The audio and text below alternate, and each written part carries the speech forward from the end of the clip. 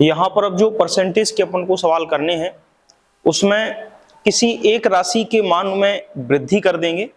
वो कहेंगे कि सपोज दैट चीनी का मूल्य है या किसी वस्तु का मूल्य है या किसी भी कोई भी सामग्री हो, उसका मूल्य अगर 20% से बढ़ा दिया जाए या 15% से बढ़ा दिया जाए और हमारा जो खर्च है वो यथावत रहे, यानी कि खर्च यानी कि किसी व्यक्ति की जेब पर अतिरिक्त व्यय ना पड़े, तो उसके लिए हमें जो खपत है वो कितने परसेंट क्या करनी पड़ेगी, कम करनी पड़ेगी। हमने इस टाइप के कुछ सवाल स्टार्टिंग में कराए थे, अगर थोड़ा बहुत याद हो और भूल गए तो कोई बात नहीं, यहाँ फिर से हम स्टार्टिंग से तुम्हें नए तरीका सिखाते हैं और पहले बेसिक मेथड बताते हैं कि करना ऐसे है, फिर उसी का एक शॉर्ट तरीका लेंगे और उसी शॉर्ट तरीके से फिर सारे सवाल करते रहेंगे। ठीक है, देखना तो पहले थोड़ा कंसेप्ट समझ लेते हैं इसको समझने से पहले, क्योंकि नहीं तो फिर प्रश्न की भाषा को समझना थोड़ा कठिन होता है और फिर वहां समझाना में भी परेशानी होती है। तो जो प्रश्न की भाषा है वो क्या कहेगा, यहां पर हम लिख लेते हैं कुछ, ये मूल्य है और ये मूल्य क्या है, ये किसी वस्तु का क्या है, आपका मूल्य है। कोई भी वस्तु है उस वस्तु का मूल्य है। हम वस्तु के तौर पर या तो वस्तु लिखा रहने दें या हम इसी को ऑब्लिक करके चीनी मान लेते हैं। ये आपका जो है वो किसी चीनी का या किसी वस्तु का क्या रहेगा, मूल्य रहेगा। अगर कहें तो आप मूल्य को प्राइस भी कह सकते हो, क्योंकि कहीं कहीं चूंकि बार बार जरूरत पड़ेगी तो मूल्य को प्राइस भी कह सकते हैं, मूल्य को कीमत भी कह सकते हो, कुछ भी लिखा हो सकता है प्रश्न में, कोई दिक्कत नहीं है। लेकिन याद रखेंगे प्राइस से, यानी कि उसके पैसे से, कि आखिर ये कितने का जो है वो आ रहा है। सपोज दैट ये जो मूल्य है, मान लिया कोई चीनी है, वह जो है वो कितने रुपए किलो मिल रही है, तो यहां पर कहा गया है कि जो चीनी है वो लगभग 40 रुपए, ध्यान रखना है 40 रुपए प्रति किलोग्राम जो है वो आपके क्या है, चीनी के जो भाव है वो चल रहे हैं। यानी कि हम केवल कंसेप्ट समझते हैं कि आखिर इस प्रकार के कंसेप्ट पर आधारित सवाल जो है वो हम कैसे सॉल्व करेंगे। तो कोई वस्तु दी गई है, उस वस्तु का मूल्य है जिसको हम प्राइस कहते हैं, वो एक प्रकार से क्या दिया है, 40 रुपए प्रति किलोग्राम के आसपास जो है वो दे रखा है। अब अगर हम कहें कि ये तो वस्तु का मूल्य हो गया, कि अगर चीनी कोई खरीदने जाता है कि भाई चीनी का मूल्य क्या है, तो दुकानदार कहता है कि 40 रुपए प्रति किलोग्राम मूल्य है चीनी का। अब उस व्यक्ति को जितनी आवश्यकता पड़ेगी उतनी ही तो चीनी वो लेगा। तो सपोज दैट यहां पर हम कहें कि उसको जो आवश्यकता पड़ी है यहां पर चीनी की मात्रा की, तो दूसरे कॉलम में हम लिखेंगे चीनी की मात्रा। मात्रा का मतलब क्या, मात्रा का मतलब है कि आखिर आपको कितनी चीनी की आवश्यकता है। जितनी चीनी की आपको आवश्यकता होगी उतनी ही चीनी तो आप खरीदोगे, 1 kilo 2 kilo 3 kilo 5 kilo 10 kilo 12 kilo. तो यहां पर क्या दिए, जो बात चलेगी वो चीनी की मात्रा की चलेगी, या उस वस्तु का नाम दिया हो तो उस वस्तु की मात्रा की, जरूरी नहीं चीनी की जगह चावल की बात करेगा कि चावल की मात्रा ये है, हो सकता दाल की बात करेगा कि दाल की मात्रा ये है, कुछ किसी की भी बात कर सकता। तो ऐसा ऑब्लिक वस्तु या उसको हम चीनी मान लेते हैं कि वस्तु की मात्रा जो है वो आपकी क्या रहेगी, ये रहेगी। इसी को वस्तु की मात्रा को ही हम एक और नाम से जो है वो जानेंगे, प्रश्नों में हमें मिलेगा, और वो कहेगा कि मात्रा को ही, कि आखिर आप कितनी मात्रा यूज कर ले रहे हो या चीनी की कितनी मात्रा जो है वो उपभोग कर ले रहे हो, तो वह किसके अंतर्गत काउंट की जाएगी, खपत के अंतर्गत काउंट की जाएगी, कि आखिर आपने कितनी चीनी का क्या कर लिया है, उपभोग कर लिया है। तो वहां पर प्रश्न में जरूरी नहीं वो चीनी की मात्रा दे, वो कहेगा बार बार कि चीनी की खपत हम क्या कर दें, बार बार खपत शब्द का प्रयोग करेगा। उस खपत का मतलब यही है कि आखिर चीनी की मात्रा की बात यहां पर की जा रही है। फिर अगर बात करें तो चूंकि इसी को खपत को, चूंकि यहां पर इसको हम मूल्य कह रहे हैं, यहां सबसे ज्यादा यही रहेगा, या तो कीमत दिया रहेगा या मूल्य दिया रहेगा या फिर खपत दिया रहेगा। रेयर केस कहीं जो है वो मात्रा शब्द आपको मिलेगा तो आप मात्रा का भी प्रयोग कर लेंगे। अब इसको ही अगर इंग्लिश में अगर कहें तो कंजप्शन कहते हैं, तो उसको भी हम लिखते चलते हैं ताकि आपको कोई दिक्कत ना हो।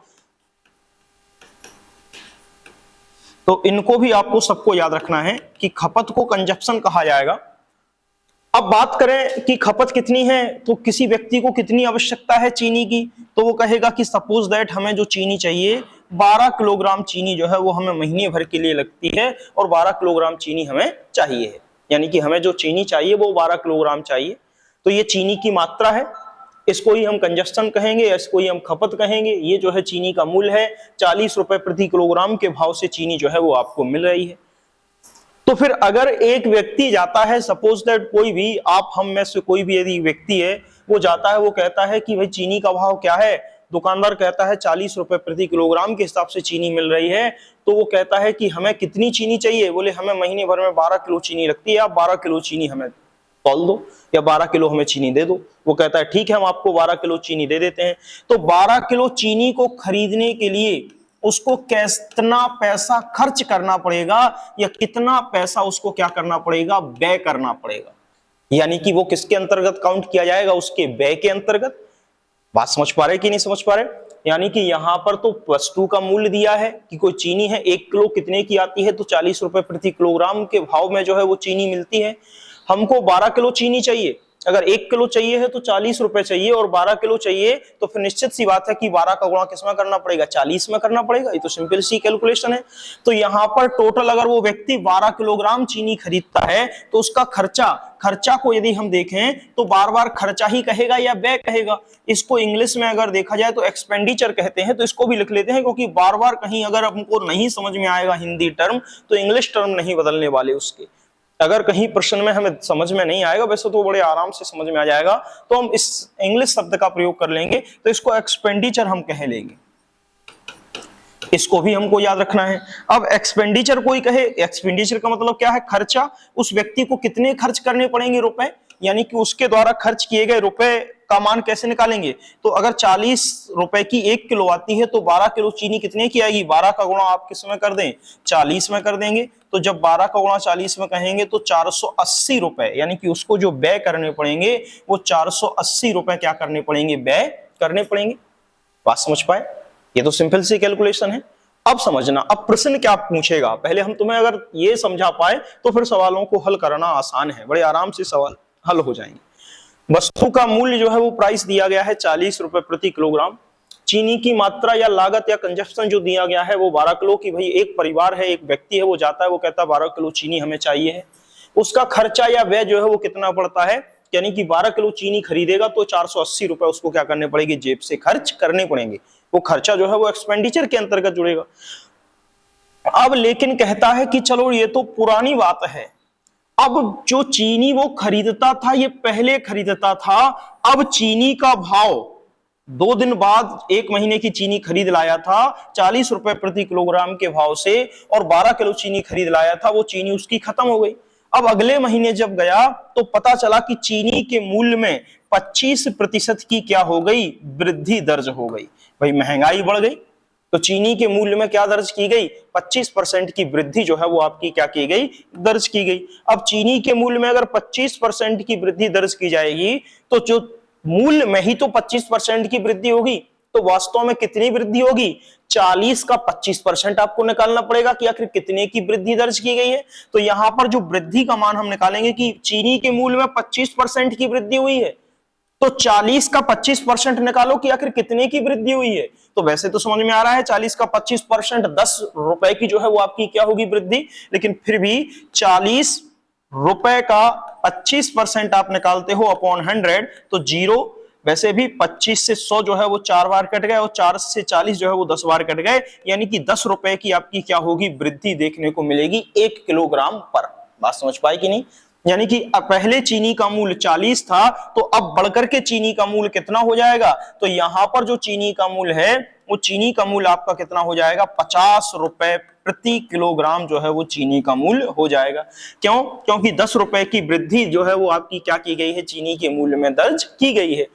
10 रुपए का मतलब 25% की वृद्धि, तो 40 का 25% कितना हुआ भाई, 40 का 25% अगर कोई कहेगा तो 25% कितने के बराबर होता है। अरे महाराज ये तो आप मतलब इतना ये कहो, हम आपको सारे याद करा के आए हैं। 25% यदि आप कहोगे तो नीचे 100 कर देते हो, 25 से इसको काट दोगे तो 4, तो 40 को 4 से काटोगे तो 10, यानी कि केवल 10 किलोग्राम की वृद्धि आपकी जो है वो 10 रुपए की वृद्धि जो है वो चीनी के मूल्य में हुई है, यानी कि 1 किलोग्राम पर उसको एक्स्ट्रा 10 रुपए और देने पड़ेंगे। अब देखना, अब यहां पर जब वो पहुंचता है और चीनी के मूल्य में क्या हो गई है, वृद्धि हो गई है, लेकिन उसके पास पैसे तो 480 रुपए ही हैं। वो कह रहा भैया हम तो गरीब परिवार से बिलोंग करते हैं और हमारे पास ज्यादा पैसा नहीं है कि हम इतने से ज्यादा रुपए आपके दे पाए। यानी हमारे पास देने के लिए कितने हैं? 480 रुपए ही है। मतलब चीनी पर खर्च करने के लिए हमारे पास तो आज भी 480 रुपए हैं, हम तो 480 रुपए में ही चीनी लेके जाएंगे, चाहे वो हमें कितनी भी मिले। मतलब क्या, अगर उसको 25% चीनी के मूल्य बढ़ गए हैं, यानी कि अब चीनी पहले 40 रुपए की 1 किलो आती थी, लेकिन अब वही चीनी 50 रुपए में क्या आती है? 1 किलो आ रही है। तो यहां पर अगर उसको 12 किलो चीनी खरीदनी है तो निश्चित सी बात है कि 12 का गुणा 5 में कराओगे तो उसको 600 रुपए चाहिए। 12 किलो चीनी खरीदने के लिए उसको क्या चाहिए? 600 रुपए। लेकिन वो कह रहा कि हमारे पास 600 नहीं है, क्योंकि हम अपना खर्चा नहीं बढ़ाना चाहते, हमारे पास तो लिमिटेड ही सोर्स हैं, तो हम खर्चा कम ही रखेंगे, हम तो चीनी पर 480 रुपए ही खर्च करेंगे। बात समझ पाए? हम तो चीनी पर क्या करेंगे? हम चीनी पर कम ही खर्च करेंगे, हम तो चीनी पर वही पैसा खर्च करेंगे 480 रुपए। तो चीनी पर अगर वो 480 रुपए ही खर्च करना चाहता है तो निश्चित सी बात है कि उसको यहां पर अपनी खपत में क्या करनी पड़ेगी? कमी करनी पड़ेगी। यानी कि 480 रुपए की ही चीनी लेके आएगा, लेकिन अब चीनी के भाव बढ़ गए हैं, 50 रुपए प्रति किलोग्राम हो गए हैं। पहले 480 में 40 रुपए प्रति किलोग्राम के भाव से 12 किलो चीनी जो है वो आ जाती थी। बात समझ पाए कि नहीं समझ पाए? क्योंकि 480 रुपए में अगर 1 किलो चीनी 40 रुपए की है तो 480 में कितनी चीनी आएगी? 480 में किसका भाग दे दोगे? 40 का। यहां पर 480 में किसका भाग दे दोगे? 40 का। तो 0 0 4 से कट गए 12 बार, यानी कि 480 रुपए में 40 रुपए प्रति किलोग्राम के हिसाब से 12 किलो चीनी आपको मिल जाती थी। लेकिन भैया अब हमारे पास तो पैसा है नहीं, हमारे पास पैसा तो 480 रुपए ही है, हमको तो 480 रुपए में ही क्या लाना है? चीनी लाना है। तो अगर 480 रुपए में ही अगर हमें चीनी लाना और चीनी के भाव बढ़ गए हैं 50 रुपए प्रति किलोग्राम, तो अब हमको 480 रुपए में 50 रुपए प्रति किलोग्राम के भाव से कितनी चीनी मिलेगी? भाई कितनी चीनी मिलेगी? यहां पर मात्रा नहीं निकल पाओगे कि कितनी चीनी मिलेगी। यहां पर 480 रुपए में 40 रुपए प्रति किलोग्राम के भाव से कितनी चीनी निकाली हमने? 480 में किसका भाग दे दिया? 40 का। अरे भैया एक वस्तु 40 रुपए की आती है, एक वस्तु 40 रुपए की आती है, हमारे पास टोटल 480 रुपए हैं, तो 480 रुपए में कितनी वस्तुएं आएंगी? एक वस्तु के मूल्य का भाग कुल रुपयों में दे देंगे। बात समझ रहे? तो 480 में हमने 40 का भाग दिया तो हमें क्या पता चल गया कि 12 वस्तुएं हमारे पास आई हैं। यहां पर 1 किलोग्राम चीनी का मूल्य था, यहां टोटल हमारे पास इतने ही रुपए हैं, तो इतने रुपए में कितनी चीनी आएगी? हम 480 में 1 किलोग्राम चीनी के मूल्य का भाग दे देंगे, पता चल जाएगा कि हमें केवल कितनी चीनी मिलेगी। तो यहां पर भी तो वही निकालना, 480 रुपए हैं और अब चीनी का भाव बढ़ गया है 40 की जगह 50, तो यहां पर कितनी चीनी आएगी? तो भैया 480 में किसका भाग दे देंगे? 50 का भाग दे देंगे। अब 480 में 50 का भाग दोगे तो 0 से 0 दे तो कट गया, 5 से इसको काटोगे तो 5 9 45, यानी कि आपका 5 कटेगा, 3 आपका शेष बचेगा। बात समझ पाए कि नहीं? अरे सर अगर कोई कहे तो आप दशमलव लगाओगे और फिर 6 बार 5 छक्का 30, यानी कि अब उसको कितनी चीनी मिलेगी? अब 480 में वो कितनी चीनी पाएगा? 9.6 किलोग्राम चीनी ही पाएगा। लेकिन ये चीनी कब पाता है 9.6 किलोग्राम? यह तब पाता है जब वह अपना खर्चा ना बढ़ाए, यानी कि वह अपना खर्चा यथावत रखे, यानी कि वह खर्चे पर पैसे को नहीं बढ़ाना चाहता है।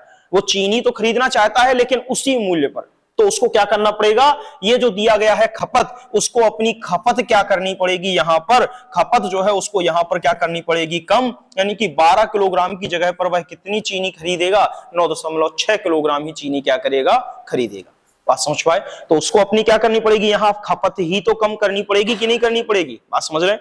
अब जरा समझते हैं, इसी कंसेप्ट को लेके चलते हैं और इसी कंसेप्ट के आधार पर हम सवाल निकालेंगे। करने के तरीके कई हैं, हम इस तरीके से भी तुम्हें सवाल बता देंगे, लेकिन चूंकि एक पॉइंट समझ लेते हैं उसके बाद फिर आगे चलते हैं, देखना समझना, और उस पॉइंट को हम आपको लिखा भी देंगे ताकि आप समझ पाओ। पहले समझना, अगर हम यहां पर देखें जो प्राइस है, जो वस्तु का मूल्य है, उसमें कितने की वृद्धि हुई है? तो प्राइस में जो वृद्धि हुई है वो पहले 40 की आपको 1 किलो मिलती थी, लेकिन अब 1 किलो 40 की जगह 40 की जगह पर अब चीनी कितने की मिल रही है, 50 की मिल रही है। तो इन दोनों का अगर अनुपात आप निकालोगे तो कितना आएगा, 4:5 नहीं आएगा। यानी कि पहले चीनी 4 रुपए की आती थी 1 किलो, तो अब कितने की आएगी, 5 यूनिट, यानी कि तो अनुपात है तो यूनिट की आएगी। तो फिर वास्तव में कितने की वृद्धि दर्ज हुई है, 1 रुपए की वृद्धि दर्ज हुई है। तो 1 रुपए की जो वृद्धि दर्ज हुई है वो कितने पर हुई है, 4 पर। तो फिर 100 पर कितनी होगी, तो आपकी 4 से 100 को काट दोगे तो 25% की ही तो वृद्धि आएगी। तो हम सही हैं कि 25% की वृद्धि क्या हो रही है, दर्ज हो रही है। मतलब अभी हम तुम्हें सवाल नहीं करा रहे, अभी तो हम तुम्हें कंसेप्ट समझा रहे। यहां से ये गए, 25% की वृद्धि हुई तो 50 हो गया। अगर दोनों का अनुपात अगर दिया है तो हम उससे परसेंटेज भी निकाल सकते हैं कि आखिर चीनी के मूल्य में कितने प्रतिशत की वृद्धि जो है वो दर्ज की गई है। ठीक है, लेकिन अगर अब हमने इसी के आधार पर जब मूल्य में वृद्धि दर्ज कर ली तो क्या हम खपत में कमी दर्ज नहीं कर पाएंगे कि खपत में कितने की कमी हुई है। भाई यहां से रेट 40 से 50 बढ़ गया तो यहां जो खपत है वो 12 किलोग्राम से कितनी बची, केवल 9.6 किलोग्राम बची। तो जब 12 किलोग्राम से 9.6 किलोग्राम आपकी खपत बची है तो यहां पर खपत में कमी अगर वो पूछता है तो खपत में कमी भी तो हम निकाल लेंगे कि आखिर खपत में उसको कितने की कमी करनी पड़ेगी। तो सर 12 किलोग्राम में से 9.6 किलोग्राम आप घटाओगे तो कितने का अंतर आपको मिलेगा, उस अंतर को निकाल लेते हैं। या अगर नहीं अंतर निकालना है तो भी हम आपको समझा देते हैं कैसे। दोनों में अंतर निकाल लेते हैं 12:9.6, क्योंकि यहां पर हमने सीधा मूल्यों का अनुपात लिया था तो यहां पर भी हम किसका अनुपात लेंगे, खपत का अनुपात लेंगे। 12 किलोग्राम अनुपात हमने क्या कर दिया, 9.6 किलोग्राम।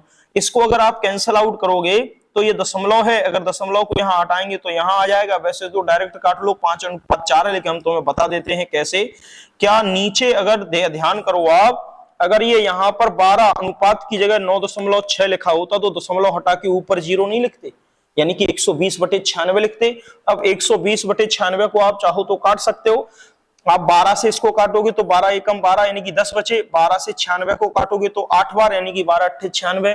फिर इसके बाद 2 से काटोगे तो 5 बार और 2 से काटोगे तो 4 बार। तो कितना अनुपात आया है, 5:4। यानी कि इनका भी अनुपात अगर निकालोगे, ये आपस में जब आप इसको काटोगे तो आपका जो रेशियो बचेगा वो कितना बचेगा, 5:4। यानी कि आगे अगर हम इसका रेशियो निकाल लें खपत का, तो खपत का रेशियो कितना आया है, 5:4। यानी कि पहले 5 यूनिट खपत हो रही थी, अब खपत कितनी हो गई है, 4। तो कितने की कमी हुई है, 1 की। तो 1 की जो कमी हुई है वो किस पर दर्ज की गई है, 5 पर। तो फिर इसका ही अगर प्रतिशत मान निकालें तो ये 5 से अगर इसको काट दोगे तो कितने परसेंट की कमी आई है खपत में, 20% की कमी जो है वो आपकी क्या की गई है, खपत में दर्ज की गई है।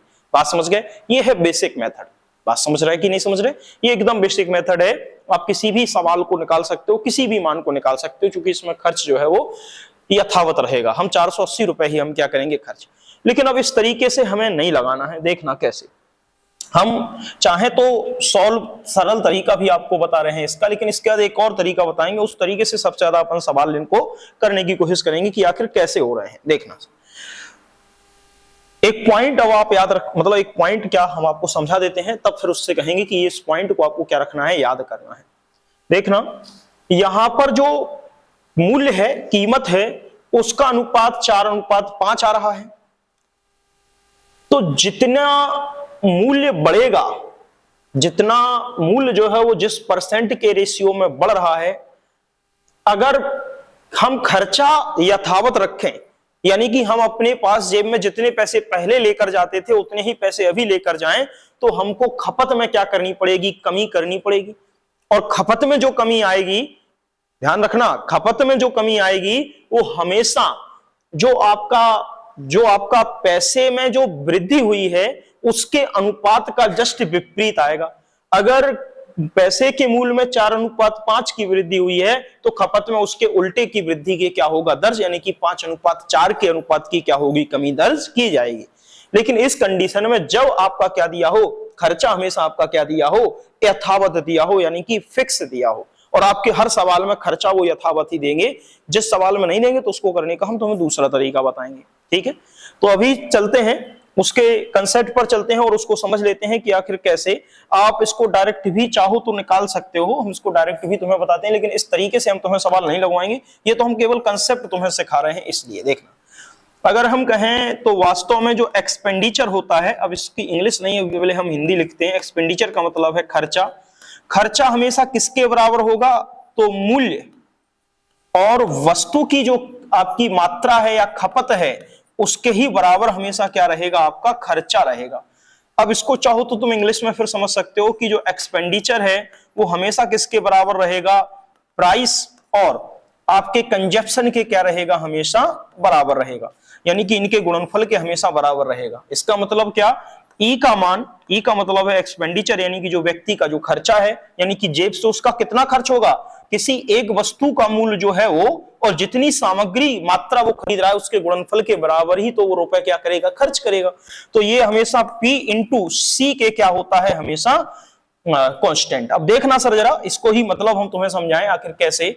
अब अगर इस एक्सपेंडिचर खर्चा को क्या कर दिया जाए? फिक्स कर दिया जाए या इसको कांस्टेंट कर दिया जाए, क्योंकि ये तो बदलना है नहीं, 480 पहले था, 480 अभी है, तो जब हम इसको फिक्स कर देंगे नहीं कांस्टेंट, तो इसका मान सदैव अगर हम फिक्स करेंगे तो जो P होगा यानी कि जो मूल्य होगा वो व्युत्क्रमानुपाती किसके होगा? 1/c के होगा। मतलब समझ रहे हैं? यहाँ फिजिक्स नहीं पढ़ा रहे हैं, तो हम मैथ ही पढ़ा रहे हैं, लेकिन उसको करने का तरीका बता रहे हैं कि ये अगर कांस्टेंट है तो इसको हम 1 मान लें थोड़ी देर के लिए, तो ये अगर इसके बराबर में जाएगा तो P बराबर क्या आ जाएगा? 1/c, यानी कि जो P का मान रहेगा उसका जस्ट विपरीत किसका मान रहेगा? C का मान रहेगा। बात समझ पाए कि नहीं समझ पाए?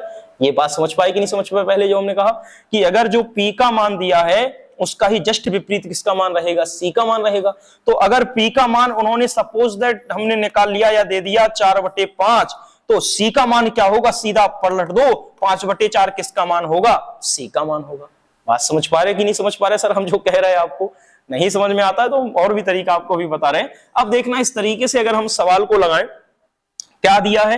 एक्सपेंडिचर बराबर दिया है प्राइस इनटू कंजप्शन, यानी कि आपका जो खर्चा है वो मूल्य और आपकी खपत के गुणनफल के बराबर रहेगा, लेकिन खर्चा कांस्टेंट कर दिया यानी कि 1, यानी कि फिक्स कर दिया, तो जो P रहेगा वो C को यहां वापस भेज देंगे, तो P का मान क्या आएगा? 1/c के बराबर।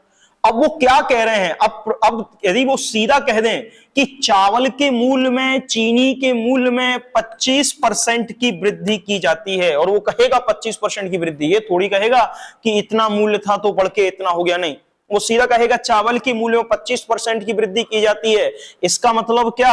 चावल या चीनी के मूल्य में अगर 25% की वृद्धि की गई तो आपका 25% किसके बराबर होता है? 1/4, यानी कि पहले चीनी का मूल्य 4 था, यानी कि ये मूल राशि को प्रदर्शित करेगा। अब बढ़ के 1 बढ़ गया है तो कितना हो गया है? आपका 5 हो गया है। यही कहेंगे कि नहीं कहेंगे? तो यहां पर हम लिख लेंगे प्राइस पहले 4 था लेकिन अब 1 जो है वो बढ़ गया है, तो अब आपका क्या हो जाएगा? 5 हो जाएगा कि नहीं? तो अगर प्राइस 4:5 है तो कंजप्शन जस्ट उसका क्या होगा? उल्टा। भाई कंजप्शन जस्ट उसका होगा क्या? उल्टा। यानी कि अगर पहले खपत 5 थी तो अब खपत, क्योंकि P का मान अगर 4/5 है तो C का मान क्या होगा? 5/4, यानी कि जस्ट उसका क्या हो जाएगा? उल्टा। अब इसको ही अगर हम सॉल्व करेंगे तो आप देख लो, बड़े आराम से आप सॉल्व कर सकते हो। पहले कंजप्शन, अब इस यहीं से अगर हम सवाल लगाना चाहें तो यहीं से हम लगा सकते हैं कि पहले कंजप्शन जो था वो 5 था, अब घट के कितना हो गया है? 4। तो कितने का अंतर आया है? 1 का। तो 1 का जो अंतर आया है वो कितने पर? 5 पर। तो 100 पर कितने का? तो 1/5 किसके बराबर होता है? 20% के, और माइनस बता रहा है कि खपत में कितने परसेंट की कमी होगी? 20% की क्या होगी? कमी होगी। इसी को हमने इस तरीके से लगा दिया, इसी को हमने इस तरीके से लगा दिया। हम तुम्हें 2 तरीके बता दिए, अब तीसरा फिर बता रहे हैं तुम्हें। अब कहूं तीसरा क्यों? उससे एकदम जल्दी जल्दी आंसर आएंगे और किसी भी सवाल के आंसर आप तुरंत निकाल लोगे। बात समझ पाए कि नहीं? भाई हमने तुम्हें पहला तरीका बता दिया, दूसरा तरीका बता दिया और तीसरा और तरीका बता रहे। वो कितना भी घुमाता रहे, तीसरे तरीके से तुरंत के तुरंत सवाल हम लगा लेंगे। पहले ये बताओ कोई दिक्कत तो नहीं यहां तक? देखो हम तुम्हें सारे सवाल, सारे तरीके कराने की कोशिश कर रहे हैं ताकि आपको किसी ना किसी तरीके से तो सॉल्व हो ही जाए, सरल भी लगे, जो तरीका सरल लगे उस तरीके से सीख जाओ। जहां तक है ये भी तरीका सही है, लेकिन ये थोड़ा लंबा है, टाइम लगेगा। ये थोड़ा सरल तरीका है, लेकिन जब ये काम करेगा, जब हमारा आपका एक्सपेंडिचर हमारा क्या रहे? स्थिर रहे, फिक्स रहे, वो बदले ना। लेकिन हम एक तीसरा तरीका भी लेते हैं और उसी तीसरे तरीके से सवाल हम लगाएंगे, देखना। अब यहां पर एक पॉइंट लिख लेते हैं और चाहे तो तुम नोट बना के लिख लो। इसी तरीके से हम अधिक सारे सवाल आपको बताएंगे। जब खपत, पहले लिख लेते हैं, जब खपत का मतलब जो कंजप्शन है,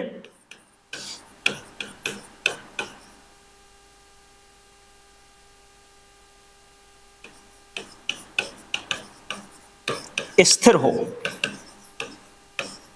यानी कि जब आपकी कंजप्शन यानी कि जो आपकी स्थिर हो या फिक्स हो, तो यहां पर एक लाइन लिखते हैं, अगर कंजप्शन या खपत जो है वो स्थिर रहे तो मूल्य, खपत या कंजप्शन एक ही बात है, तो मूल्य यानी कि प्राइस जिस रेशियो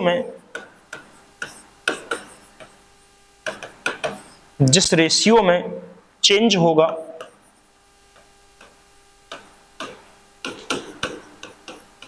प्राइस जिस रेशियो में चेंज होगा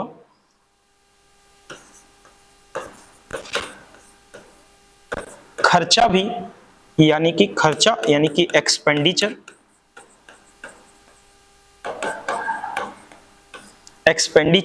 खर्चा भी उसी रेशियो या उसी अनुपात में चेंज होगा या बदल जाएगा। अब इसका मतलब समझते हैं कि आखिर ये लाइन क्या कह रही है। यहां पर कहा है कि अगर कंजप्शन स्थिर है तो निश्चित सी बात है कि आपकी अगर कीमत में किसी भी परसेंट की वृद्धि हो रही है तो वही वृद्धि किस में दर्ज की जाएगी, खर्चे में भी दर्ज की जाएगी, क्योंकि आपका खपत जो है वो क्या दे दी गई है, यहां पर स्थिर दे दी गई है। अब यहां पर हमने क्या मान लिया, जरा समझना और समझने की कोशिश करना कि हम आपको क्या समझाना चाह रहे हैं, क्योंकि इसके जस्ट बाद फिर आपको हम ये सवाल बताएंगे। जैसे दिया है चीनी का मूल्य जो है वो 20% बढ़ता है, चीनी की खपत में कितने प्रतिशत की कमी की जाए जिससे कि कुल खर्चा आपका क्या रहे, स्थिर रहे। तो यहां पर समझते हैं, जहां भी आपको कोई डाउट हो तो वो आप हमसे पूछेंगे और बड़े आराम से आप सवाल हल कर लेंगे, ठीक है ना। समझना, देखना। अब यहां पर कह दिया है कि अगर खपत या कंजप्शन स्थिर है तो मूल्य या प्राइस जिस रेशियो में चेंज होगा खर्चा भी उसी रेशियो में हम क्या कर देंगे, चेंज कर देंगे। अब इसका मतलब थोड़ा समझते हैं, देखना। इसका मतलब यह है कि यदि कीमत में x% की वृद्धि या कमी की जा रही है, कीमत में अगर x% की वृद्धि या कमी की जा रही है तो वह, ध्यान से समझना है कि जो कीमत है उस कीमत में जितने प्रतिशत की कमी या वृद्धि होगी तो खर्चा भी उसी x% में बढ़ेगा या क्या करेगा, घटेगा।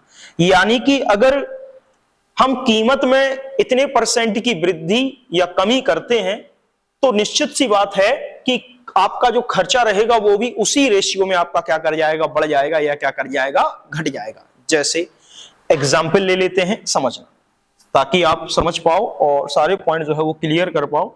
देखना, हमने क्या कहा,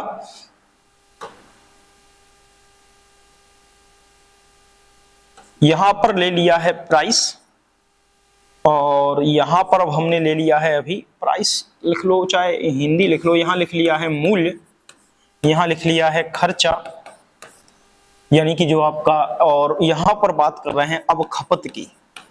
देख, यानी कि मूल्य अगर वो कहता है कि पहले किसी वस्तु का मूल्य 100 रुपए था, अब वह वस्तु जो है वो 120 रुपए की आ रही है, तो अगर सर कोई वस्तु 100 रुपए की आ रही है, समझना जरा सर, अगर कोई वस्तु पहले 100 रुपए की आती थी, अब वह वस्तु 120 रुपए की आती है, तो भैया उस वस्तु को खरीदने के लिए पहले आपको 100 रुपए ही तो खर्च करने पड़ते थे। आप समझे कि नहीं समझे? और अब उस वस्तु को खरीदने के लिए कितने रुपए खर्च करने पड़ रहे हैं, 120 रुपए खर्च करने पड़ रहे हैं, क्योंकि अब वह वस्तु कितने की आने लगी है, 120 रुपए की आने लगी है। बात समझ पाई कि नहीं? यानी कि मूल्य पहले 120 था, यहां पर मूल्य पहले 120 था तो खर्चा भी हमारा कितना था, पहले मूल्य 100 रुपए था तो हमारा खर्चा भी कितना था, 100 रुपए, लेकिन अब मूल्य बढ़ गया है और उसी वस्तु का मूल्य 120 रुपए आ रहा, 120 रुपए दे रहा है, तो हमें अपनी जेब से 120 रुपए ही तो खर्च करने पड़ेंगे, तभी तो वो वस्तु हमें मिल पाएगी। बात समझ पाई कि नहीं? तो यहां पर 100 से 120 तक होने में कितने की वृद्धि हुई है, 20% की वृद्धि हुई है। तो अगर 20% की वृद्धि जो हुई है वो आपकी कितने पर दर्ज की गई है, 100 पर, तो फिर निश्चित सी बात है 100 पर कितनी, तो 100 से 100 कट गए, यानी कि 20 की वृद्धि, यानी कि यहां पर 20% की मूल्य में क्या हुई है, वृद्धि हुई है। तो जितने परसेंट की मूल्य में वृद्धि होगी उतने ही परसेंट से क्या बढ़ जाएगा, खर्चा भी बढ़ जाएगा, यानी कि खर्चे में भी कितने की वृद्धि दर्ज होगी, 20% की वृद्धि दर्ज होगी। ये बात समझ पाए कि नहीं समझ पाए, पहले ये बताओ। क्या कहा हमने, अगर हम कंजप्शन स्थिर कर दें, कंजप्शन स्थिर कर दें, यानी कि यहां पर हमने खपत स्थिर कर दी है, अगर हम यहां पर खपत स्थिर कर दें तो यहां पर जो प्राइस रहेगा वो जिस रेशियो में चेंज होगा उसी रेशियो में खर्चा भी क्या हो जाएगा, चेंज हो जाएगा। थोड़ी देर के लिए हमने कर दिया, तो अगर हमने कर दिया है तो यहां पर अगर कोई वस्तु यहां समझ में ये नहीं भी आ रही भाषा तो इसको छोड़ दो, लो ऐसे ऐसे काट दो, लो कोई दिक्कत नहीं। ये तो समझ में आ रहा होगा कि अगर किसी वस्तु का मूल्य 100 रुपए है, अगर उसमें वृद्धि की गई है 20 रुपए की तो 120 रुपए की आ रही है, तो हमें उस वस्तु को खरीदने के लिए 100 रुपए ही तो खर्च करने पड़ेंगे, वही तो व्यय है। अगर उस वस्तु का मूल्य 120 रुपए बढ़ गया है तो अब हम उसे खरीदने के लिए 120 रुपए खर्च करने पड़ेंगे, वही तो हमारा व्यय है या खर्चा है। तो यहां से 100 से हम 120 दे रहे हैं, यहां 100 से 120 दे रहे हैं, तो कितने की वृद्धि हुई, तो पहले तो 20 रुपए की वृद्धि हुई, लेकिन 20 रुपए की वृद्धि कितने पर, 100 पर। तो आपकी 20 रुपए की वृद्धि अगर 100 पर हुई है तो 100% पर कितने की, तो आप कहोगे कि 20% की। वैसे भी समझ में आ रहा है कि 100 पर 20% की वृद्धि तो 120 की आ रही है। तो यहां से 20% की जो वृद्धि हुई है मूल्य में, वही वृद्धि किसमें दर्ज होगी, खर्चे में भी तो वही वृद्धि क्या की जाएगी, दर्ज की जाएगी। यानी कि जिस रेशियो से, जिस अनुपात से, जिस परसेंट से मूल्य बढ़ेगा उसी रेशियो से आपका क्या बढ़ेगा, खर्चा भी बढ़ेगा। जिस रेशियो से मूल्य घटेगा उसी रेशियो से हमारा क्या घटेगा, खर्चा भी घटेगा। बात समझ पाए कि नहीं समझ पाए, इस कंसेप्ट को समझ लिया। अब चलते हैं सवालों पर और उस सवाल को लगा के देखते हैं ताकि आप समझ पाओ। ये दिया है पहला सवाल, देखना इस पहले सवाल में क्या दिया गया है कि चीनी का जो मूल्य है, क्या दिया, चीनी का मूल्य 20% बढ़ता है, तो चीनी की खपत में कितने प्रतिशत की कमी की जाए जिससे कि कुल खर्चा आपका क्या रहे, स्थिर रहे। तो कुल खर्चा आपका क्या रहना है, स्थिर रहना है। अब यहां सवाल पढ़ना और समझना कि कहां पर क्या कह रहा है, ठीक है, नहीं तो तुम उसकी थ्योरी में ही पढ़ते रहोगे, थ्योरी में ही घूमते रहोगे करना क्या है कहां पर, ठीक है। हमने चूंकि इसके ऑप्शन भी दे दिए हैं लेकिन सर पूरे में फैले हुए लिखे हैं, कोई बात नहीं, अभी तो जितने हो पाते हैं सवाल तो कर लेते हैं, फिर उसके बाद हमको और व्यवस्थित पीडीएफ इसकी बना देंगे। चलिए देखना सर, समझना। अब समझाने के लिए इसको थोड़ा सा जूम इन कर लेते हैं, और इतने में सवाल तो दिख रहा होगा, कोई दिक्कत तो नहीं है सर, सवाल तो दिख रहा होगा। पहले ये बताओ कि सवाल दिख रहा कि नहीं दिख रहा, सवाल दिख रहा कि नहीं दिख रहा।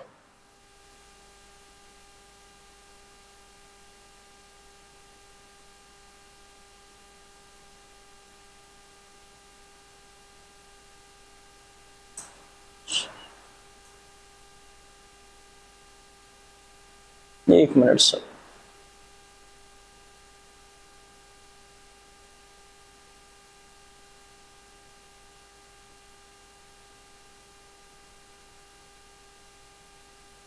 देखना समझना। ये कह रहे चीनी का मूल्य 20% बढ़ता है, तो चीनी की खपत में कितने प्रतिशत की कमी की जाए कि कुल खर्च आपका क्या रहे, स्थिर रहे, यही कह रहे। तो हमने वैसे तो आपको दो तरीके बताए हैं, आप किसी भी तरीके से लगाएंगे तब भी आपका आंसर आ जाएगा, लेकिन इन सवालों को लगाने के लिए हम तुम्हें एक तरीका सिखाते हैं, उसी से बार बार आपको सवाल लगाना है, ठीक है ना। देखना सबसे पहले उसी तरीकों को सिखाते हैं। यहां दिया है चीनी का मूल्य 20% बढ़ता है, यानी कि ये जो चीनी है, हम तुम्हें पहले विधिवत लिखकर समझाते हैं कि चीनी का जो मूल्य है उसमें कितने की वृद्धि होती है, तो 20% की क्या होती है, वृद्धि दर्ज की जाती है। यही कह रहे कि चीनी के मूल्य में 20% की क्या की जाती है, वृद्धि दर्ज की जाती है। अगर हम इस चीनी के मूल्य को अपनी तरफ से अगर 100 रुपया मान लें, तो अगर 20% की वृद्धि हुई है तो ये चीनी का मूल्य अब कितना हो गया है, 120 रुपए नहीं हो गया क्या। बात समझ पाए कि नहीं, हम वो तरीका तुम्हें बता रहे, बिल्कुल सरल इजी रहेगा, आपको समझ में आएगा। चीनी की खपत में कितने प्रतिशत की कमी की जाए, अब खपत में क्या करनी है, यहां पर कमी करनी है कि आखिर खपत में कितने प्रतिशत की हम क्या करें, कमी करें। जिससे कि कुल खर्च हमारा क्या रहे, स्थिर रहे, यानी कि हमारा खर्चा जो है वो आपका क्या रहे, यहां पर स्थिर रहे। तो अगर हमारा यहां पर खर्चा देखना, अगर हम कहें कि हमने आपको जस्ट इसके पहले क्या बताया है कि जो आपकी कीमत जो रहेगी, अगर हम थोड़ी देर के लिए खपत या कंजप्शन को स्थिर कर दें तो जिस रेशियो में कीमत बढ़ेगी उसी रेशियो में हमारा क्या बढ़ेगा, खर्चा भी बढ़ेगा। तो यहां पर जो मूल्य में वृद्धि हुई है वही किसमें दर्ज की जाएगी, आपके खर्चे में। तो चीनी का मूल्य हम डायरेक्ट वो कहेगा चीनी के मूल्य में वृद्धि, हम इसको समानुपाती किसके मान लेंगे कि ये जो वृद्धि की गई है किसमें की गई है, खर्चे में की गई है।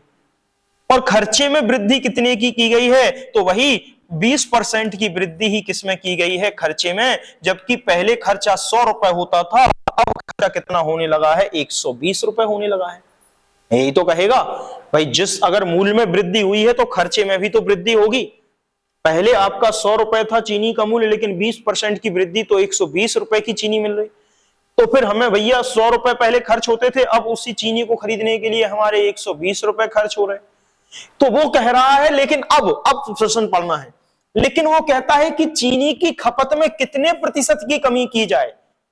वो कह रहा है हमें चीनी की खपत नहीं बढ़ानी, चीनी की खपत में कितने प्रतिशत की कमी की जाए जिससे कि कुल खर्च हमारा क्या रहे, स्थिर रहे।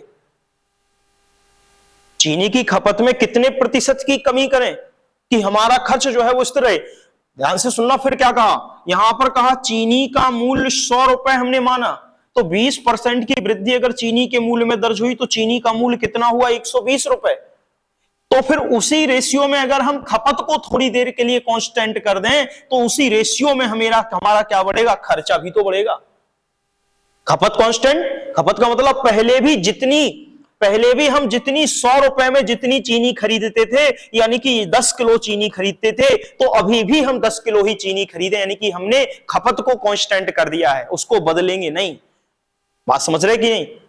तो यहां पर चीनी का मूल्य अगर 100 रुपए है और 120 रुपए बढ़ गया, तो अब उसी चीनी को, अगर हमें 10 किलो चीनी पहले 100 रुपए की मिलती थी, तो अब 10 किलो चीनी कितने की मिलेगी, 120 रुपए की। यानी कि हमारा पहले 10 किलो चीनी पर 100 रुपए खर्च होता था, तो अब उसी 10 किलो चीनी पर कितना होगा, 120 रुपए।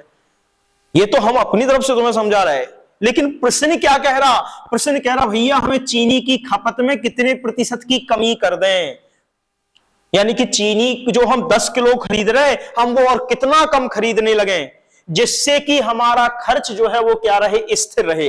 यानी हमें नहीं बढ़ाना 120 रुपए खर्च, हमारा खर्च तो आप क्या कर दो, स्थिर कर दो। स्थिर का मतलब है आप तो वही 100 रुपए ही हम केवल खर्च करेंगे, हम अपना खर्च क्या करेंगे, केवल 100 रुपए ही क्या करेंगे, खर्च करेंगे। तो अगर हम वापस 100 रुपए ही खर्च करेंगे, हमें 120 रुपए नहीं खर्च करना, तो 120 से 100 पर जाने पर कितने की कमी करनी पड़ेगी, हमें 20 की क्या करनी पड़ेगी, कमी करनी पड़ेगी, यानी कि 20 रुपए कम खर्च करने पड़ेंगे। तो अगर 20 रुपए हम कम खर्च करेंगे तो 20 रुपए जो कम खर्च करेंगे वो किस पर करेंगे, 120 पर ही तो करेंगे। तो 120 पर अगर 20 रुपए खर्च कर रहे हैं तो 100 पर कितना, यानी कि यही तो परसेंट बताएगा कि आखिर हमें खर्चे में कितनी कमी करनी है। बात समझ पाए कि नहीं। यानी कि ये जो बता रहा है यही बताएगा कि हमें आखिर जो खपत में कमी करनी है। ये जो मान बता रहा, ये खपत को बता रहा है कि खपत में कितने की कमी करेंगे, यानी कि खपत में कमी, या यू खपत को आप कह सकते हो मात्रा में कमी। क्यों, ये चीनी 100 रुपए की आती थी 10 किलो, तो हमारा 100 रुपए खर्च होता था। हमने इसी चीनी का मूल्य 20% बढ़ गया, तो वही चीनी 10 किलो चीनी जो है वो कितने की मिलेगी, हमको 120 रुपए की। अब भैया हमें खर्चा नहीं बढ़ाना, हमें क्या करना है, खर्चा स्थिर रखना है, हमें खर्चा बढ़ाना ही नहीं है। तो अगर हमें खर्चा नहीं बढ़ाना, हमें खर्चा वापस हम 100 पर ही ले जाएंगे, हम 120 की नहीं खरीदेंगे। हमारे पास तो जेब में 100 रुपए ही है, हम तो 100 रुपए की ही चीनी खरीदेंगे, चाहे जितनी आ जाए, कम आ जाए, कम से काम चला लेंगे। तो हमको क्या करना है, खर्च स्थिर रखना है। इसलिए हम वापस कहां पर गए, खर्च पुराने खर्च पर गए कि खर्च तो हमें 100 रुपए ही रखना है। तो 100 रुपए खर्च वापस रखने के लिए चूंकि मूल्य बढ़ गया है और 100 रुपए खर्च हमें वापस रखना है, तो हमें 20 रुपए की 20 जो मात्रा है खपत में 20 की क्या करनी पड़ेगी, कमी करनी पड़ेगी। और 20 की जो कमी करनी पड़ेगी वो किस पर करेंगे, 120 पर। इनटू कर देंगे 100, वो बताएगा कि आखिर कितने प्रतिशत की खपत में हम क्या कर दें कमी। तो आप सीधा इसको काट देंगे तो ये कितने के बराबर है, 1/6 के। अब जरूरत क्या है, 1/6 इंटू 100 सॉल्व करने की। आप तो 1/6 का परसेंट मान बताओ कि कितना होता है, 16 सही 2/3%। तो आपकी माइनस बता रहा है कमी, और 1/6 बताएगा 16 सही 2/3% की क्या होगी कमी। कौन सा ऑप्शन कह रहा है कि कमी की जाए, तो 16 सही 2/3%। बी ऑप्शन कह रहा है कि इतने परसेंट की क्या होगी, कमी होगी। बात समझ पाए कि नहीं समझ पाए? हो सकता अभी पहले सवाल में समझ में ना आया हो, आ गया तो बहुत अच्छी बात है। देखना अब दूसरे सवाल में और अच्छा क्लियर होगा, तीसरे चौथे में सब डाउट क्लियर हो जाएंगे, ठीक है ना। चूंकि तरीका है सर, आपको समझ में आएगा धीरे धीरे। देखना कैसे, देखना दूसरा सवाल लेते हैं। दूसरा सवाल क्या कह रहा है बताना। दूसरा कह रहा है कि बताओ चीनी का मूल्य अगर 25% बढ़ गया तो इसकी खपत में कितने प्रतिशत की कमी की जाए कि खर्चा ना बढ़े। मतलब खर्चा को स्थिर रखेंगे, खर्चा नहीं बढ़ाएंगे हम।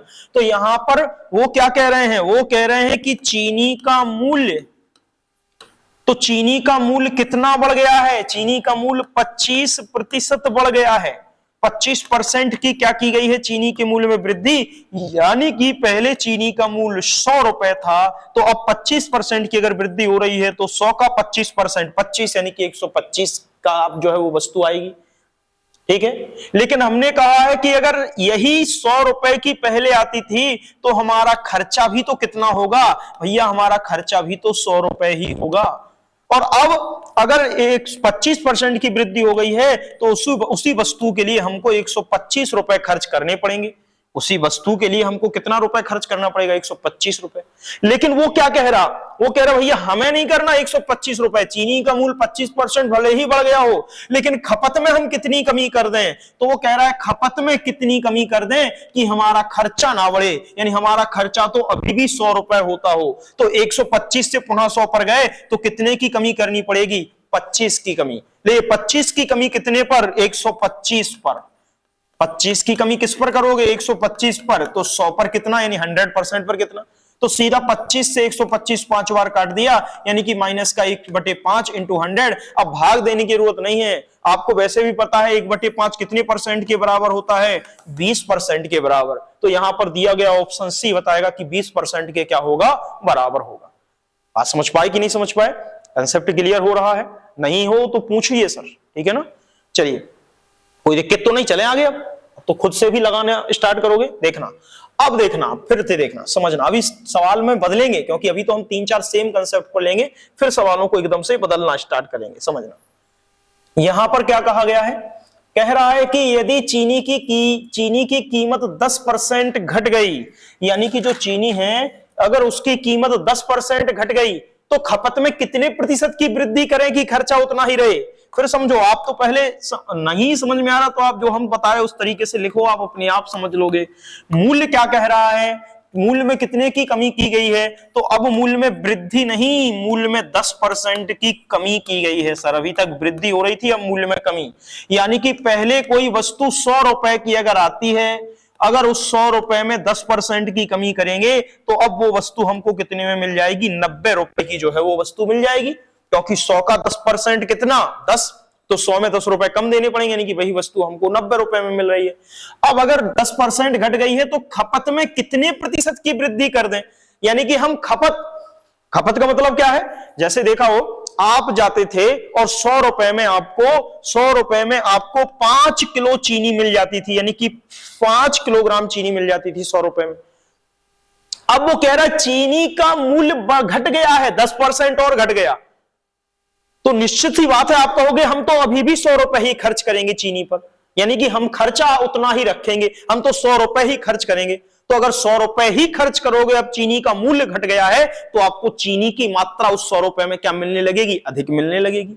बात समझ रहे कि नहीं समझ रहे, ये बात समझ पाए कि नहीं। क्या कहा, अरे सर अगर आप पहले 100 रुपए में 5 किलोग्राम चीनी लाते थे, अब चीनी का मूल्य घट गया है और 90 रुपए में ही 5 किलो चीनी आपको मिल रही है, लेकिन तुम कह रहे नहीं हम तो 100 रुपए की ही चीनी पहले लेते थे, अभी भी 100 रुपए की लेंगे, तो आपको 5 किलो से अधिक चीनी मिल जाएगी 100 रुपए में। यही तो कह रहे, यानी कि आप अगर अपना खर्चा बराबर रखोगे तो आपको मात्रा क्या मिल जाएगी, फिर अधिक मिल जाएगी, ठीक है ना।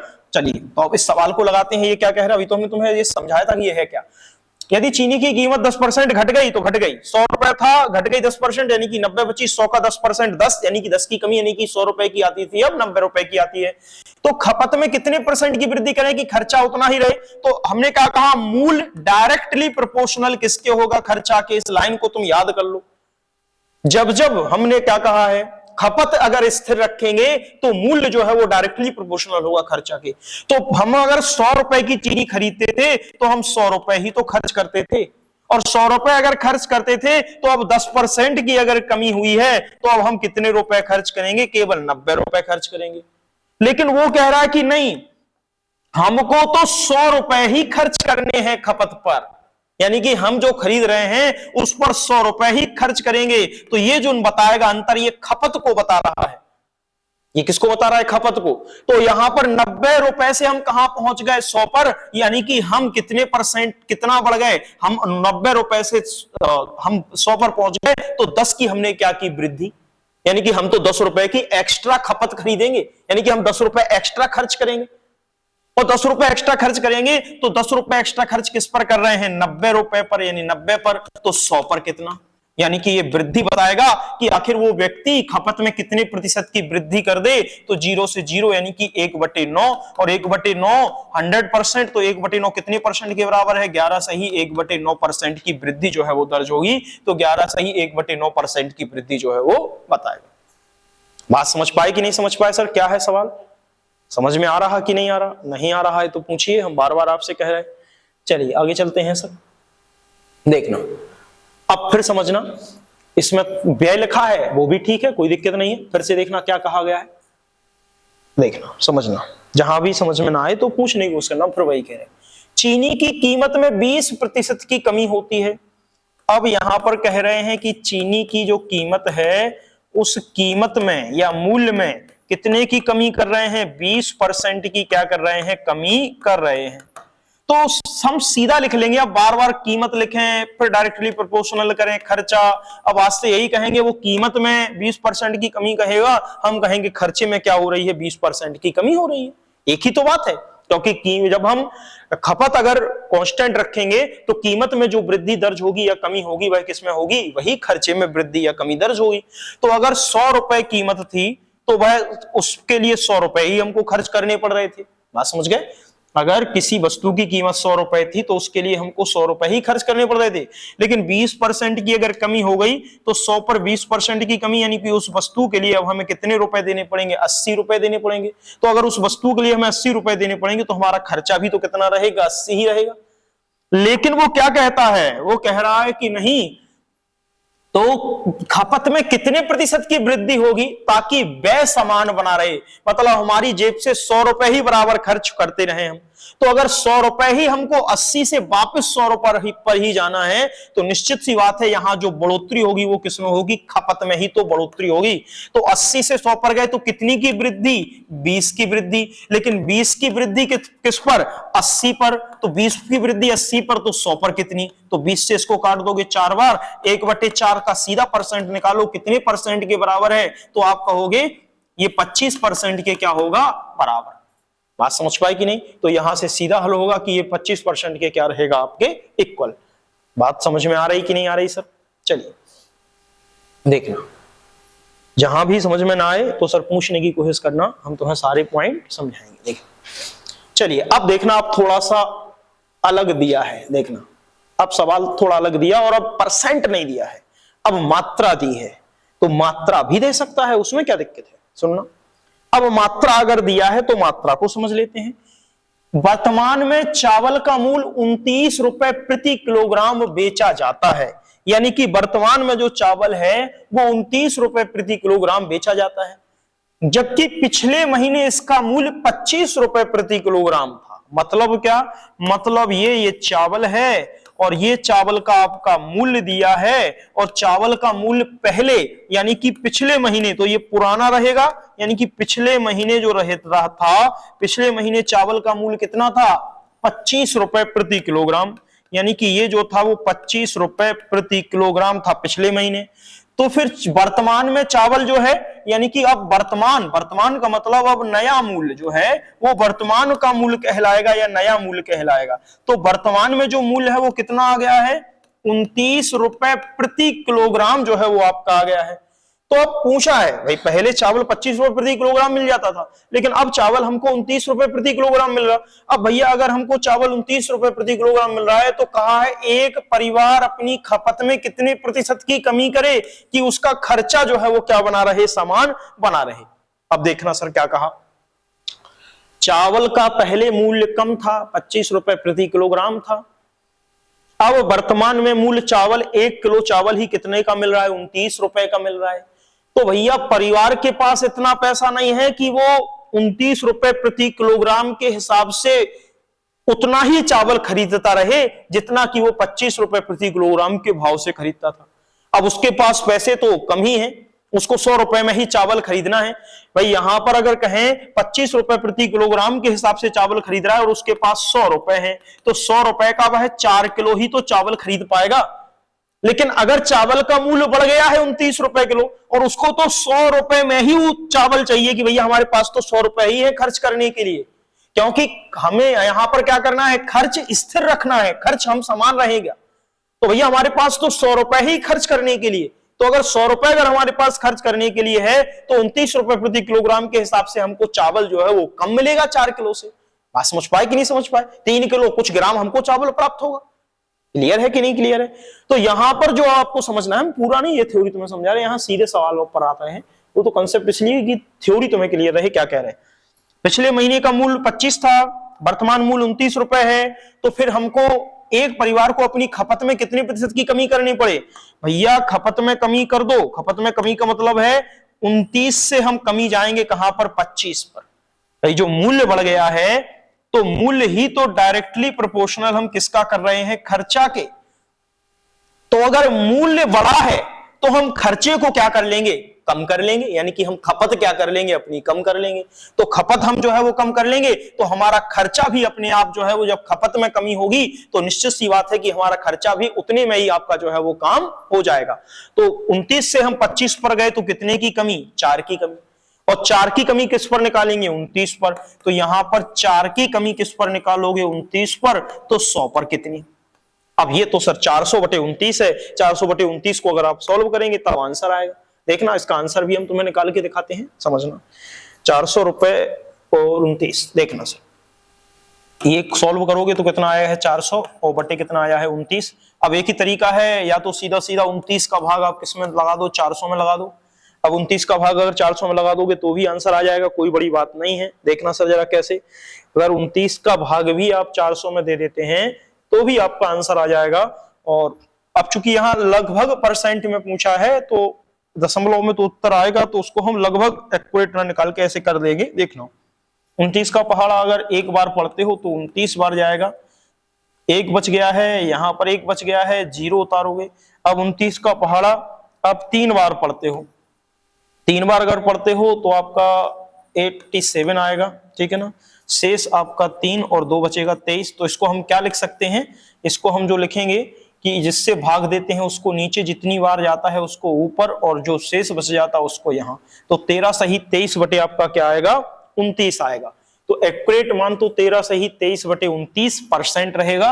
लेकिन अब इसमें तो चूंकि विकल्प में 14%, 15%, 12%, 13% दिया है, तो फिर अब अपना मान क्या होगा वो थोड़ा सा समझ लेते हैं। अब इसको समझने के लिए क्या करना है, तो जरा देखना सर, जरा यहां पर चलते हैं और इसको समझते हैं।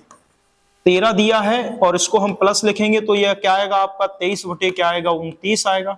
अब एक प्रकार से देखा जाए अगर 29 में अभी और भी भाग दें तो चूंकि इसको यहां ना करके यहीं अगर कर लेंगे तो भी हमारा काम हो जाएगा।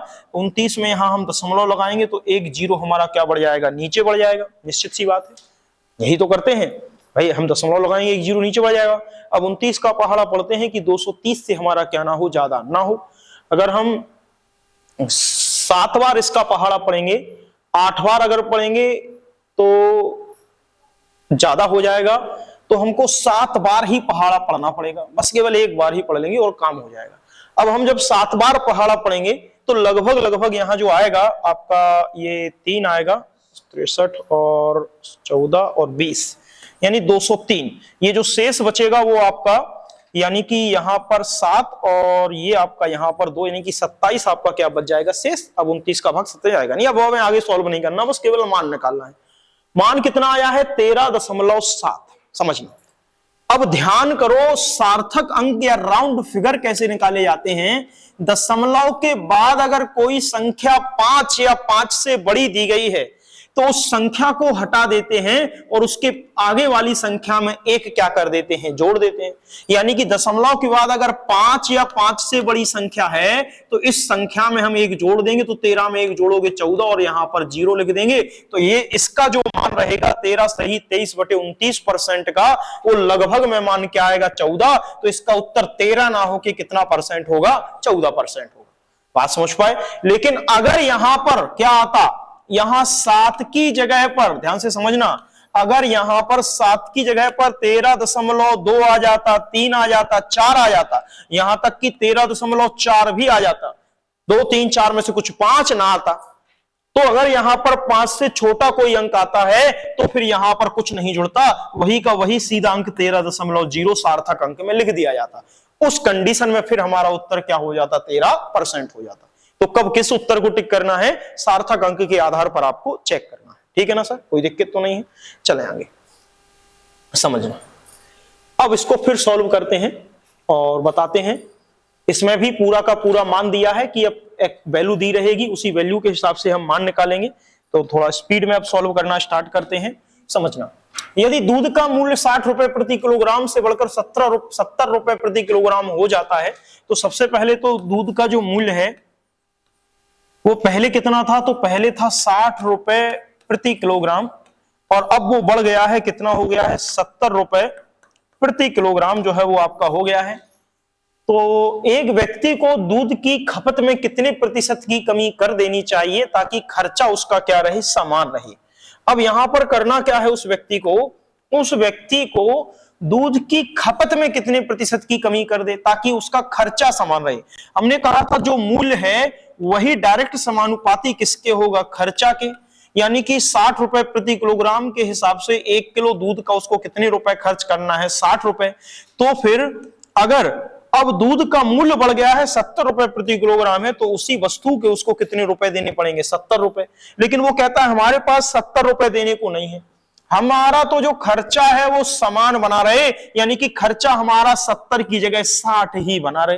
तो अगर 70 की जगह 60 ही खर्चा बना रहे तो उसको कितने की कमी करनी पड़ेगी, 10 की क्या करनी पड़ेगी, कमी करनी पड़ेगी खपत में। ये जो कमी निकलती है ये हमेशा खपत में निकलती है। खर्चे में जब हम कमी करेंगे और जब हमारा मूल्य बढ़ गया है तो वो कमी किस में दर्ज होगी, खपत में दर्ज होगी। यानी कि हम 10 जो है वो आप क्या कर देंगे, खपत में कमी कर देंगे, यानी कि हमारे पास वो उतनी मात्रा कम खरीदेंगे। तो 10 की जो कमी आएगी वो कितने पर, 70 पर, तो 100 पर कितनी, यही बताएगा कि आखिर कितने परसेंट की क्या होगी कमी। तो सीधा ये तो वैसे भी 100 पर 100 का कोई मतलब नहीं रहता, 0 से 0 हमने काट दिया, माइनस का 1/7। तो 1/7 का अगर वो कोई मान निकाले कि बताओ ये कितने परसेंट के बराबर है, तो 1/7 जो है वो 14 सही 2/7% के क्या रहता है, बराबर। यानी कि 14 सही 2/7%। अब चूंकि ऐसा कहीं दिया नहीं है कि 14 सही 2/7% दिया है और वो भी कमी तो है, तो माइनस चिन्ह कमी बता रहा है, तो हम क्या करें, तो देख लेते हैं। वैसे तो देखो 16, 12, 14, 17, कहीं 14 ऑप्शन है नहीं, तो वैसे तो यही टिक होगा। लेकिन एक्यूरेट अगर मान निकालना है तो ये हम 14 लिखेंगे प्लस 2/7 लिख लेंगे। 2/7 में 7 का भाग अगर 2 में दोगे तो भाग जा नहीं रहा है, तो दशमलव लगाओगे, यहाँ 0 बढ़ाओगे, निश्चित सी बात है, तो 7 दूनी 14 यानी कि कितना आएगा, 2 आएगा।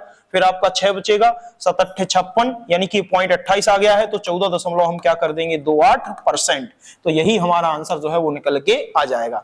अगर परसेंट में इस प्रकार से नहीं लिखा है तो हम 14 को अलग लिख लेंगे और 2/7 को भाग देके उसका दशमलव में मान निकाल के वापस उसको क्या कर देंगे, पुनः जोड़ देंगे, तो हमारा एक्यूरेट मान मैच कर जाएगा 14.28%। वैसे भी चूंकि सारे ऑप्शन अलग अलग हैं, अगर दिया हो तो 14.28, 14.25, 14.67, तो इतना दिमाग लगाने की जरूरत पड़ती।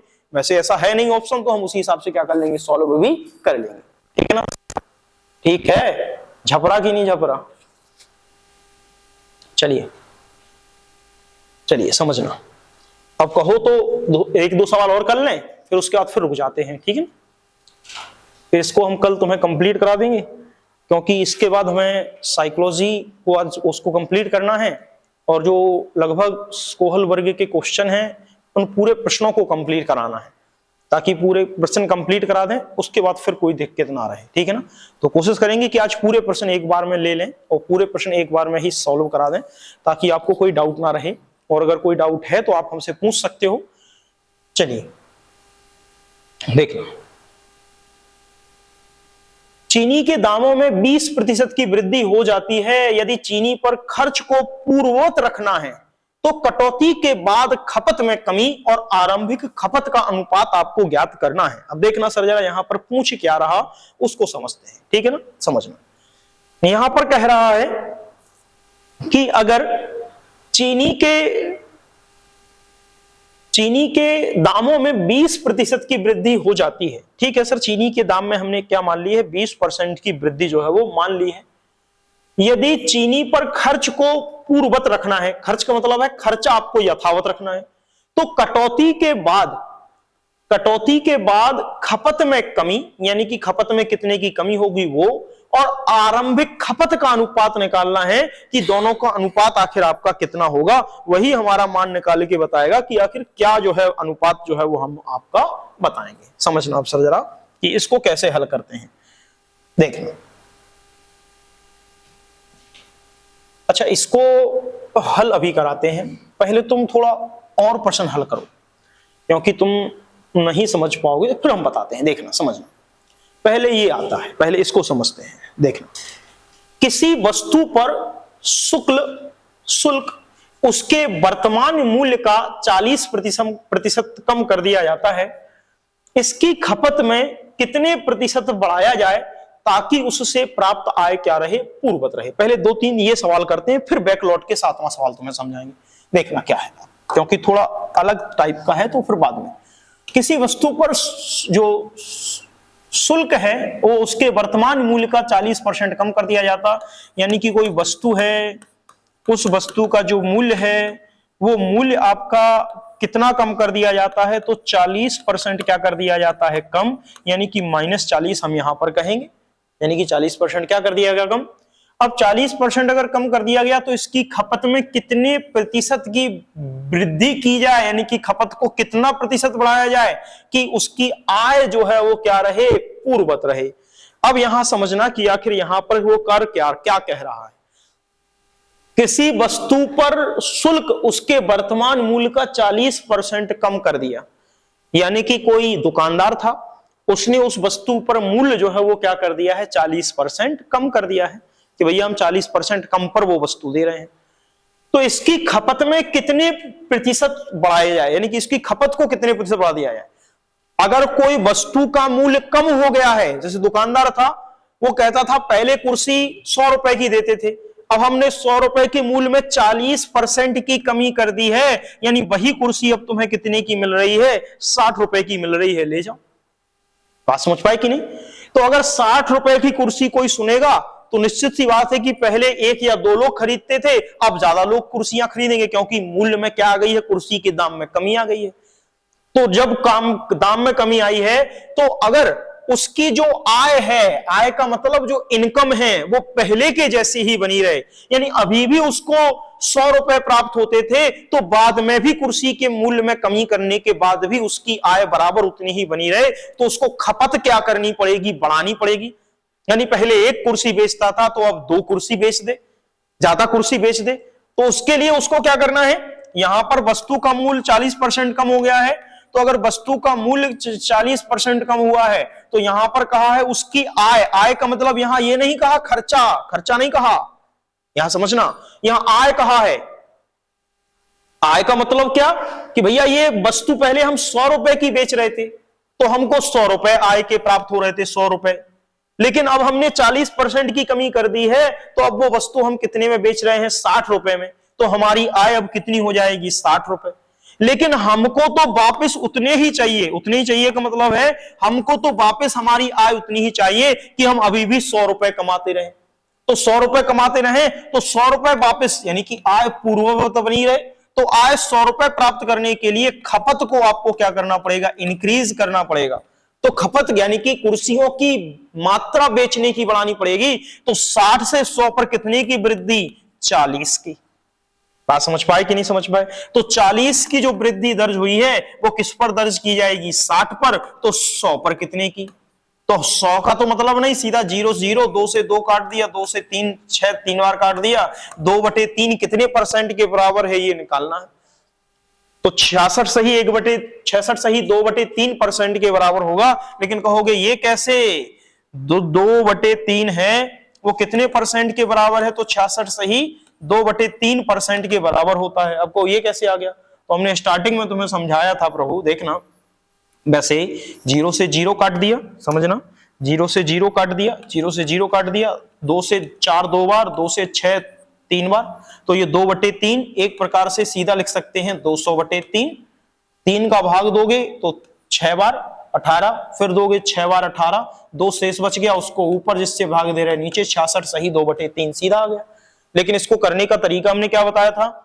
2/3 सीधा आप पूछिएगा कि 2/3 कितने परसेंट के बराबर है, तो हमने आपको बताया था 2/3 तो पता नहीं, लेकिन 1/3 पता है। 33 सही 1/3% के बराबर होता। तो 33 सही 1/3% से अगर हम 2/3 पर जाएंगे तो यहां पर भी हमें 2 का गुणा कराना पड़ेगा और यहां भी 2। तो यहां 2 का गुणा एक तो 33 में होता है और एक ऊपर शेषफल में होता है। तो 33 का दुगुना करोगे 66, एक का दुगुना करोगे 2/3, तो 2/3 कितने परसेंट के बराबर है? 66 सही 2/3% के बराबर है। ये तरीका हम तुम्हें स्टार्टिंग में बता चुके हैं पहली क्लासों में। तो याद रखना है 66 सही 2/3% की क्या हो जाएगी? वृद्धि हो जाएगी। क्लियर है कि नहीं है? बताओ, अगर कोई डाउट है तो सर पूछो। ठीक है सर, अब यहीं रुक जाते हैं, ठीक है ना। अब इसके आगे तुम्हें हम कल समझाएंगे, मतलब क्योंकि उसको भी पढ़ना है, आज उसको ज्यादा टाइम देंगे क्योंकि वहां एक्सप्लेनेशन ज्यादा चाहिए, ठीक है ना। कोशिश करेंगे पूरा आज ही कद कंप्लीट करने की। तो इसको रोक लेते हैं। क्या सर? अभी 7वें वाले के लिए 4-5 और सवाल कराएंगे, फिर लौट के 7वें वाले पर जाएंगे, मतलब 7वां वाला बाद में कराएंगे, ठीक है ना। क्योंकि इसके बाद 2 भुजाओं वाले आयत से स्टार्ट हैं, तो आयत वाले थोड़े समझा दें, फिर उसके बाद फिर लौट के हम आपको वो करा देंगे। और ऐसी कोई बात नहीं, आप कहो तो 7वां वाला भी हो जाएगा, कोई बड़ी बात नहीं है। देखना सर, समझ लो, कोई दिक्कत नहीं है। क्या कह रहे हैं? चीनी के दामों में 20% की वृद्धि हो जाती है, तो यदि चीनी पर खर्च को पूर्ववत रखना है तो कटौती के बाद खपत में कमी व आरंभिक खपत का अनुपात आपको ज्ञात करना है कि कितना होगा। देखना, सबसे पहले तो यही कि चीनी के दाम में, दाम का मतलब है चीनी के मूल्य में वृद्धि हो जाती है, और कितने की हो जाती है? तो 20% की वृद्धि जो है वो हो जाती है। अब 20% की वृद्धि अगर चीनी के मूल्य में हुई है, तो सपोज दैट पहले चीनी 100 रुपए की आती थी, अब चीनी कितने की आ रही है? वही चीनी 120 रुपए की जो है वो आ रही है। अब चीनी अगर 120 रुपए की आ रही है, तो हम इसको ही समानुपाती किसके करते हैं? मूल्य को खर्चे के। यानी पहले हमारे 100 रुपए खर्च होते थे, तो अब कितने खर्च हो रहे हैं? 120 रुपए क्या हो रहे हैं? खर्च हो रहे हैं। तो फिर इस प्रकार से अगर हमसे कोई कहे कि भैया हमें तो खर्चे को पूर्ववत रखना है, यानी कि हमें तो खर्चा 120 नहीं बढ़ाना, हमें तो खर्चा 100 रुपए ही रखना है, मूल्य भले ही बढ़ जाए। तो अगर मूल्य बढ़ गया है और हम खर्चा कम करेंगे, तो जो आपकी एक कमी होगी वो किस में दर्ज होगी? खपत में दर्ज नहीं होगी। यानी कि खपत में कमी जो होगी वो कितने की? यानी कि 120 से हम कहां पर पहुंच गए? 100 पर, तो माइनस की, -20 की। तो -20 की जो खपत है वो कितने पर? 120 पर। तो 100 पर कितनी? तो यहां से अगर मान निकालें तो 0 या 20 से सीधे काट दो तो आपका 6, यानी कि -1/6, और 1/6 कितने परसेंट के बराबर है? तो कहोगे 16 सही 2/3% के क्या है? बराबर है। बात समझ पाए कि नहीं समझ पाए? बात समझ पाए कि नहीं समझ पाए? क्या कहा सर? बताइए, अगर कोई दिक्कत है तो पूछिए ताकि हम आपको समझा पाए। देखना, अब सवाल लेते हैं, अब इसको अनुपात निकालते हैं। अब ये जो निकला है वो क्या निकला है? कटौती के बाद खपत में कमी, यानी कि हमने खपत में कमी निकाली है कि खपत में कमी कितने की आ रही है। तो वैसे तो 16 सही 2/3%, यानी कि 1/6 मान निकाल लिया है कि 1/6 की आपकी क्या आ रही है? कमी आ रही है। अब हम इसके परसेंट पर नहीं जाते हैं। परसेंट ये तो सीधा इतने परसेंट की कमी है, चूंकि यहां पर परसेंट पूछा नहीं है, तो हम परसेंट का करें क्या? भाई परसेंट तो पूछा नहीं है। अगर परसेंट खपत में कितने प्रतिशत की कमी की जाए, तो खपत में 16 सही 2/3% की कमी की जाएगी। लेकिन खपत में प्रतिशत कमी तो पूछी नहीं गई है। पूछा क्या गया है, वो पूछा गया है कि आखिर खपत कटौती के बाद खपत में कमी और आरंभिक खपत का क्या निकालिए, अनुपात निकालिए कि आपके आरंभिक खपत का अनुपात जो है वो कितना होगा, ये पूछा है। तो अब देखना, ये जो खपत में कमी आई है वो कितने के बराबर है, 1/6 के बराबर है कि नहीं। तो खपत में अगर 1/6 के बराबर कमी है, यानी कि पहले मूल राशि अगर 6 होगी तो उसमें 1 रुपए की क्या हो जाएगी, कमी हो जाएगी। बात समझ पाए कि नहीं समझ पाए, कि अगर प्रारंभिक मूल राशि 6 होगी तो उसमें 1 रुपए की क्या होगी, कमी दर्ज की जाएगी। यही तो कहेंगे हम, क्या कहेंगे, -1/6 का मतलब क्या, नीचे की राशि हमेशा मूल राशि को बताती है और ऊपर वाला मान इसी में क्या बताता है, कमी या वृद्धि को बताता है। क्योंकि हम ये निकाल के यहीं से लाए हैं 20/120 × 100, तो ये जो परसेंटेज था उस परसेंटेज को ही हमने भिन्न में बदल लिया है। तो ये भिन्न रूप क्या बता रहा है, 6 में 1 रुपए की क्या हो रही है, कमी हो रही है, यानी या 6 किलोग्राम पर 1 किलोग्राम की क्या हो रही है, कमी हो रही है।